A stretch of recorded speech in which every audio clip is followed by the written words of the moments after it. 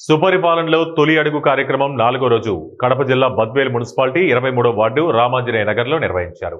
ఈ కార్యక్రమంలో తెలుగుదేశం పార్టీ బద్వేల్ నియోజకవర్గ ఇన్ఛార్జ్ రతీష్ కుమార్ రెడ్డి వార్డులో పర్యటించి గడప గడపకు తిరుగుతూ ప్రతి ఒక్కరిని ఆప్యాయంగా పలకరిస్తూ సమస్యలను వింటూ అధికారులతో అప్పటికప్పుడు చర్చిస్తూ సంక్షేమ పథకాలను వాటి అమలును ప్రతి ఒక్కరికి తెలియజేస్తూ కరపత్రాలను వారికి అందజేశారు. అప్లై చేసినారా? New pension new pension pension అని రాయరా? గ్యాస్ వస్తుందా?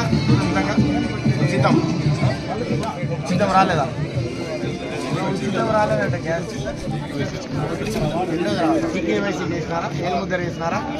వస్తుంది. తల్లికి పడలేదా? ఎంత వయసు?